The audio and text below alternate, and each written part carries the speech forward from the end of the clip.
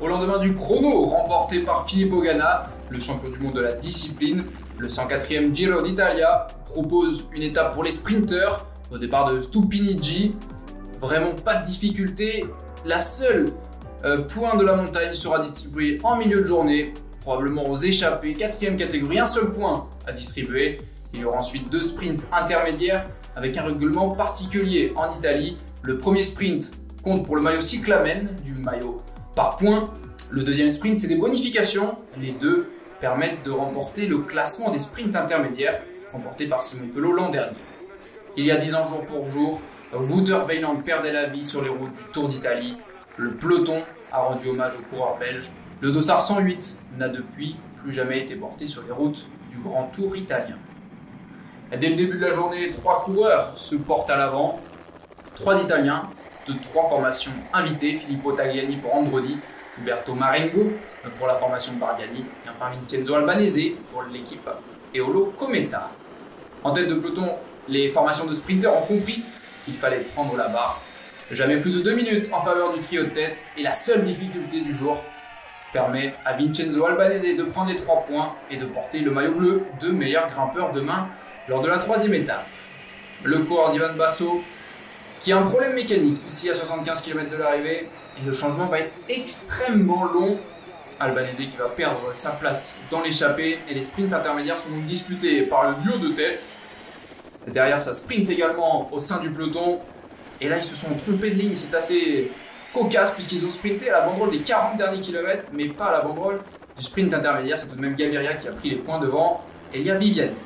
Le dernier sprint intermédiaire octroie des secondes de bonification. Il y a donc d'autres coureurs intéressés. Ici, c'est le maillot rose Filippo Ganna qui devance Remco Evenepoel et Gianni Moscon. Déjà la bataille du général qui prend le contrôle du peloton avec Remco Evenepoel qui a pris 2 petites secondes, lui qui avait terminé 7e du contre-la-montre inaugural.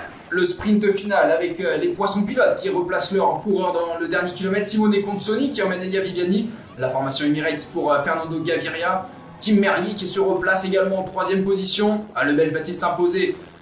Le Belge qui est bien sorti, Tim Merlier, alors que Fernando Gaviria vient de heurter son équipier. Giacomo Nizzolo, le champion d'Europe, qui va peut-être déboîter, aller chercher son premier succès sur le Tour d'Italie. Nizzolo, Merlier, c'est Tim Merlier, l'ancien champion de Belgique, spécialiste du cyclocross, qui décroche son premier succès sur un grand tour pour sa toute première participation avec Alpecin Phoenix. On revoit ce moment où Fernando Gaviria vient toucher son équipier Juan Sebastian Molano.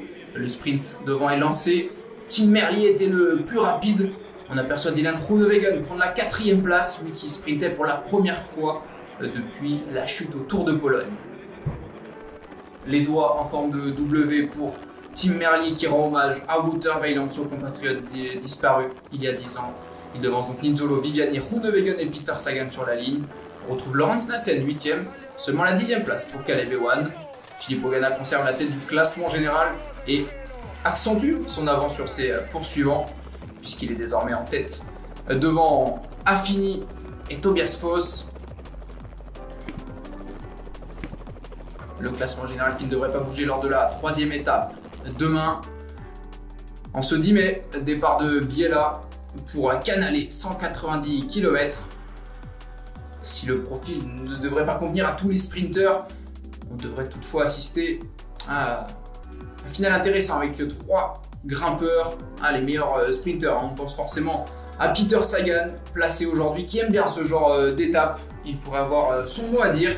À voir si les coureurs comme Tim Merlier, Caleb Ewan parviennent à passer. Ça sera peut-être plus dur pour les deux sprinteurs comme Elia Viviani.